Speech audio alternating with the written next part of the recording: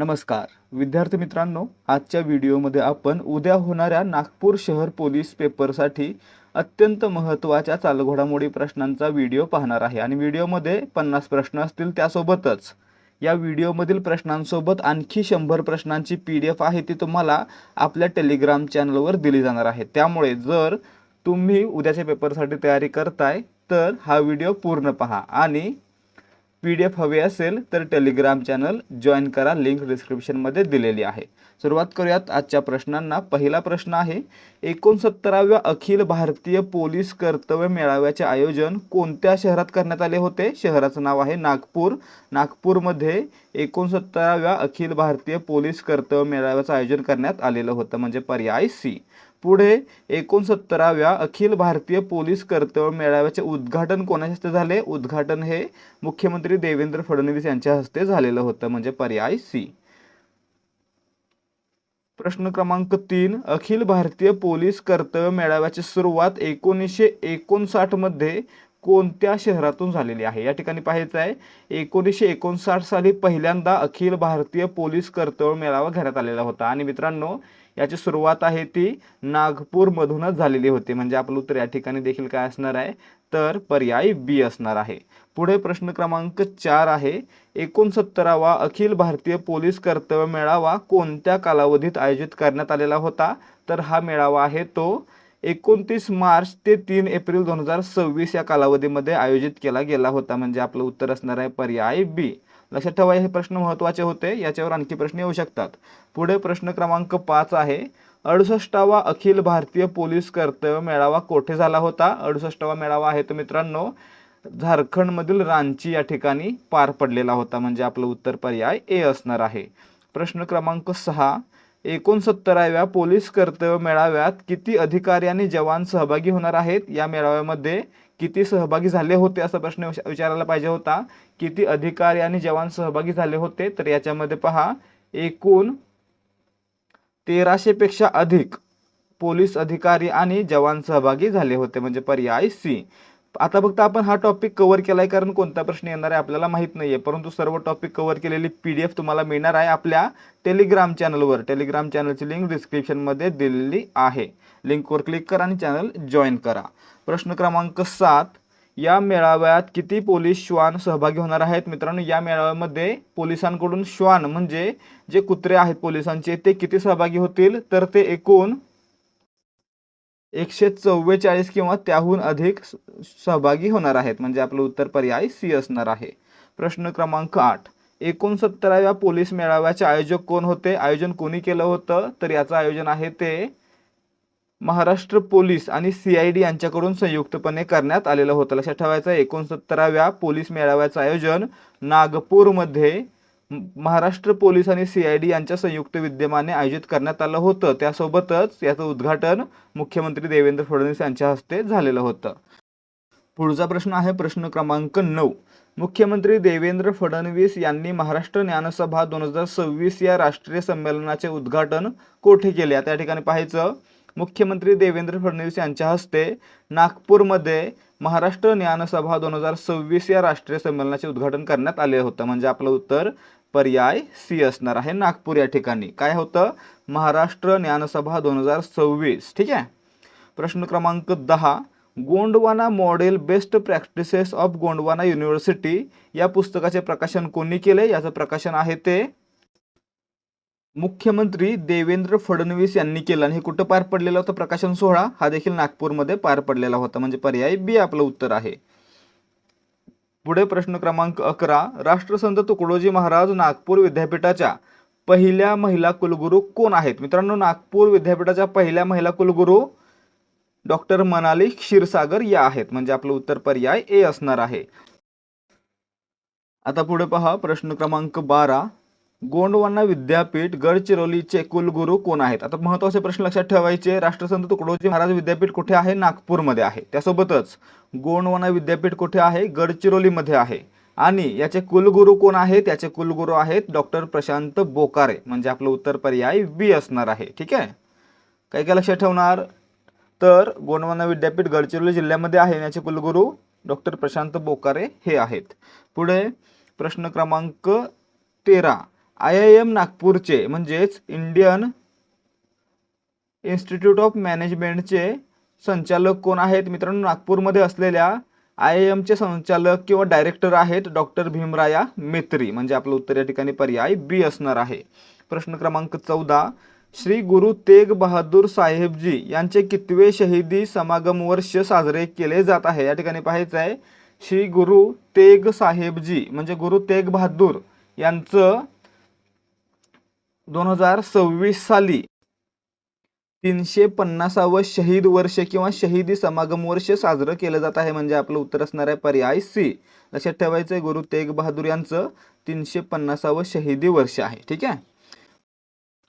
प्रश्न क्रमांक 15, श्री गुरु तेग बहादूर साहेबजी यांना कोणत्या नावाने संबोधले जाते? या ठिकाणी पाहायचं आहे श्री गुरु तेग बहादूर साहेब यांना हिंद दी चादर या नावानं ओळखलं जातं, म्हणजे आपलं उत्तर या ठिकाणी काय असणार आहे पर्याय ए. पुढे पहा प्रश्न क्रमांक 16, हिंद दी चादर हा सांस्कृतिक कार्यक्रम 22 मार्च 2026 रोजी नागपुरात कोठे झाला? तर नागपूरमध्ये असलेल्या सायंटिफिक सभागृह लक्ष्मीनगर या ठिकाणी हिंद दी चादर हा सांस्कृतिक कार्यक्रम पार पडलेला आहे, म्हणजे आपलं उत्तर पर्याय बी. आता मित्रांनो, महाराष्ट्रातील प्रमुख ठिकाण कोणतं होतं ज्या ठिकाणी हा कार्यक्रम पार पडलेला होता? तर मुंबई होतं. आणि त्यानंतर मित्रांनो, जर नागपूरमध्ये स्पेसिफिक विचारलं तर ते ठिकाण असणार आहे सायंटिफिक सभागृह लक्ष्मीनगर. ठीक आहे. प्रश्न क्रमांक 17, प्रोजेक्ट ड्रीम हा उपक्रम कोणत्या जिल्ह्याच्या जिल्हा परिषदेच्या संकल्पनेतून राबवण्यात येत आहे? या ठिकाणी पहा प्रोजेक्ट ड्रीम आहे तो नागपूर जिल्हा परिषदेकडून राबवण्यात येत आहे. 17चं उत्तर काय असणार आहे आपलं पर्याय बी. नागपूर जिल्हा परिषदेकडून प्रोजेक्ट ड्रीम राबवण्यात येत आहे. प्रश्न क्रमांक 18, प्रोजेक्ट ड्रीम अंतर्गत किती व्हिलेज लायब्ररी म्हणजे व्हिलेज ग्रामीण वाचनालय उभारली जाणार आहेत? या ठिकाणी पाहायचं प्रोजेक्ट ड्रीम अंतर्गत एकूण 100 ग्रामीण वाचनालय उभारली जाणार आहेत, म्हणजे पर्याय बी आपलं उत्तर आहे. प्रश्न क्रमांक 19, प्रोजेक्ट ड्रीम अंतर्गत किती गुरुकुल सुरू केले जाणार आहेत? प्रोजेक्ट ड्रीम अंतर्गत एकूण 48 गुरुकुल सुरू केले जाणार आहेत. मित्रांनो लक्षात ठेवायचं आहे प्रोजेक्ट ड्रीम कोण सुरू केलेला आहे, कोणी सुरू केलेला आहे? तर नागपूर जिल्हा परिषदेने सुरू केलेला आहे. प्रश्न क्रमांक 20 पहा, आसाममध्ये मोरान बायपासवरील आपत्कालीन लँडिंग सुविधेचे उद्घाटन कोणी केले? या ठिकाणी पहा आसाममध्ये असलेल्या मोरान बायपासवरील आपत्कालीन लँडिंग सुविधेचे उद्घाटन आहे ते नरेंद्र मोदी यांच्या हस्ते करण्यात आलेलं होतं, म्हणजे पर्याय सी आपलं उत्तर असणार आहे. पुढे पहा प्रश्न क्रमांक 21, मोरान बायपासवरील आपत्कालीन लँडिंग सुविधा कोणत्या जिल्ह्यात आहे? या ठिकाणी पाहायचं मोरान बायपासवरील आपत्कालीन लँडिंग सुविधा आहे ती दिब्रुगड हायवेवर किंवा दिब्रुगड जिल्ह्यामध्ये आहे, म्हणजे आपलं उत्तर पर्याय बी असणार आहे. ठीक आहे. प्रश्न क्रमांक 22, ईशान्य भारतातील पहिली आपत्कालीन लँडिंग सुविधा कोणत्या राज्यामध्ये उभारण्यात आली? आसाममध्ये. कोणत्या राज्यामध्ये? आसाममध्ये. आसाममधील दिब्रुगड या ठिकाणी. ठीक आहे, म्हणजे आपलं उत्तर पर्याय सी असणार आहे. प्रश्न क्रमांक 22चं उत्तर पर्याय सी. प्रश्न क्रमांक 23, आसाममधील लँडिंग सुविधेच्या उद्घाटनावेळी कोणत्या लढाऊ विमानाचे प्रात्यक्षिक झाले? या ठिकाणी पहा आसाममध्ये जे लँडिंग सुविधा उभारली गेली त्या ठिकाणी लँडिंग करून मिराज 2000 हे विमान या ठिकाणी उतरण्यात आले किंवा याचं प्रात्यक्षिक करण्यात आलं, म्हणजे आपलं उत्तर असणार आहे पर्याय सी. प्रश्न क्रमांक 24, ब्रह्मपुत्रा नदीवर 3000 कोटी रुपये खर्चाने कोणता पूल उभारण्यात आलेला आहे? या ठिकाणी पहा ब्रह्मपुत्रा नदीवर 3000 कोटी रुपये खर्च करून कुमार भास्कर वर्मा सेतू उभारण्यात आलेला आहे, म्हणजे आपलं उत्तर पर्याय सी असणार आहे. ठीक आहे. ब्रह्मपुत्रा नदी 3000 कोटी रुपये खर्च कुमार भास्कर वर्मा सेतू.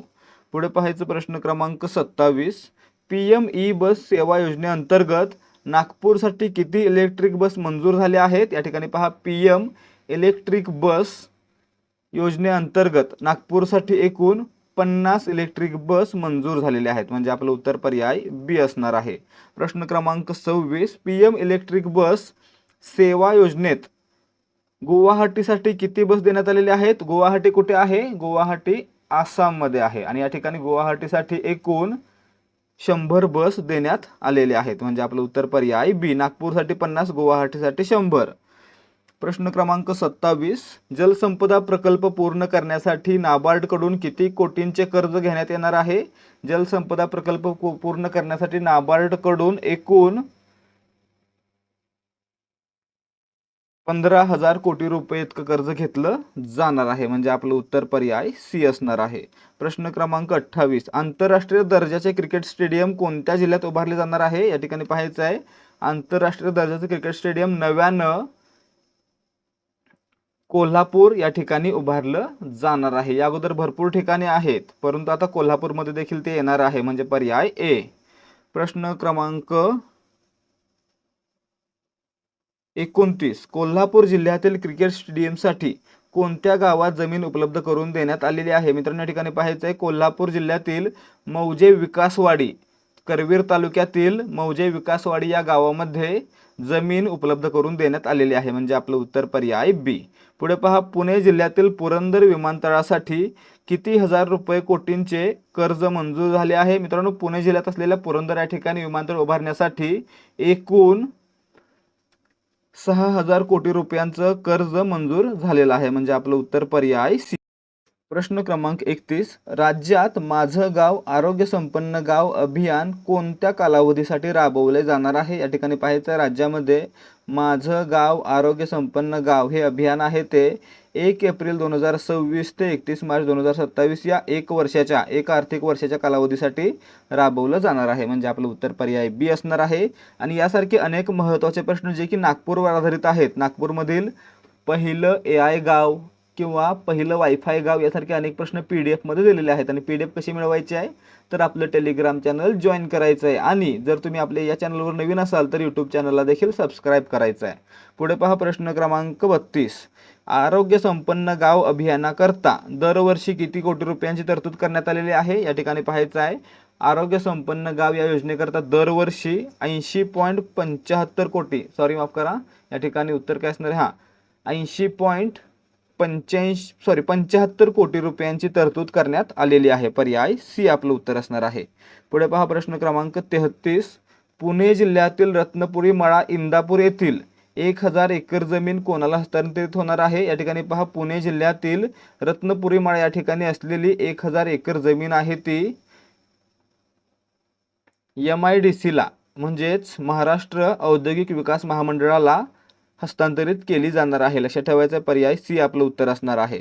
प्रश्न क्रमांक 34, महाटेनिस फाउंडेशनच्या माध्यमातून कोठे टेनिससाठी पायाभूत सुविधा उभारण्यात येणार आहे? या ठिकाणी पाहायचं आहे, प्रश्न क्रमांक 34चं उत्तर असणार आहे, महाटेनिस फाउंडेशनच्या माध्यमातून मौजे कोले कल्याण अंधेरी, मुंबईमधील अंधेरी या ठिकाणी असलेल्या मौजे कोले कल्याण या ठिकाणी टेनिससाठी पायाभूत सुविधा उभारली जाणार आहे, म्हणजे आपलं उत्तर असणार आहे पर्याय बी. 34 उत्तर पर्याय बी, मौजे कोले कल्याण. ठीक आहे. पुढे प्रश्न क्रमांक 35, महाराष्ट्र सार्वजनिक खासगी भागीदारी म्हणजे PPP धोरण कोणत्या वर्षी जाहीर करण्यात आले? मित्रांनो, महाराष्ट्रामध्ये पब्लिक प्रायव्हेट पार्टनरशिप या प्रकारचं भागीदारी धोरण आहे ते वर्ष 2026ला म्हणजे याच वर्षी लागू करण्यात आलेला आहे किंवा जाहीर करण्यात आलेला आहे, म्हणजे आपलं उत्तर पर्याय सी असणार आहे. पुढे पहा, प्रश्न क्रमांक 36, PPP धोरणाअंतर्गत किती कोटींहून अधिक वित्तीय मूल्य असलेल्या प्रकल्पांना मंत्रिमंडळ समिती मंजुरी देईल? या ठिकाणी पाहायचं आहे, PPP धोरणाअंतर्गत एकूण 25 कोटीहून अधिक वित्तीय मूल्य असलेल्या प्रकल्पांना मंत्रिमंडळ समिती मंजूर देणार आहे, म्हणजे आपलं उत्तर पर्याय बी असणार आहे, 25 कोटीहून अधिक.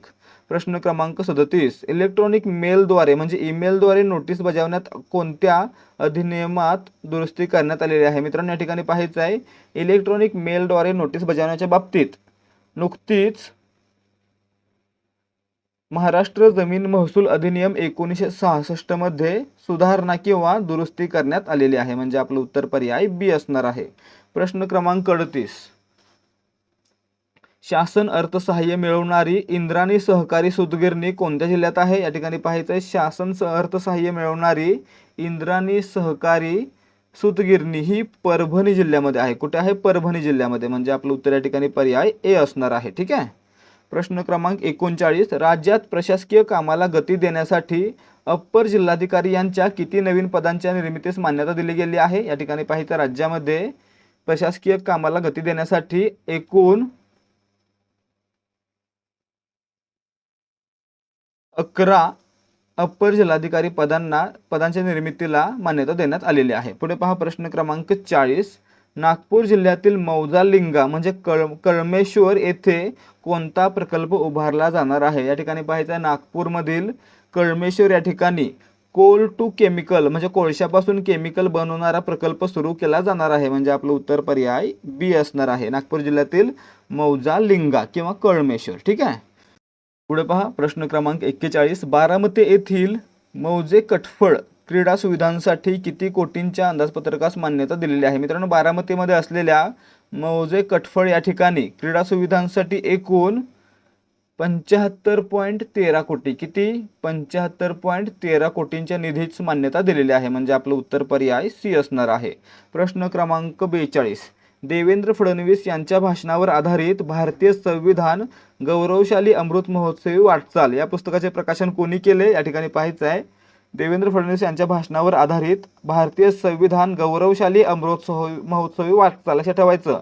प्रश्न कोणता येऊ शकतो? भारतीय संविधान गौरवशाली अमृत महोत्सवी वाटचाल हे पुस्तक कोणाचं आहे? तर हे मित्रांनो देवेंद्र फडणवीस यांचं आहे. आणि मित्रांनो याचं प्रकाशन आहे ते राज्यपाल आचार्य देवव्रत, त्यावेळी जे राज्यपाल होते आचार्य देवव्रत यांच्या हस्ते करण्यात आलं होतं. म्हणजे आपलं उत्तर पर्याय सी असणार आहे. 42 उत्तर पर्याय सी. पुढे पहा प्रश्न क्रमांक 43, भारतीय संविधान गौरवशाली अमृत महोत्सवी वाटचाल या पुस्तकाचे प्रकाशन कधी झाले? आता प्रकाशन कोणी केलं?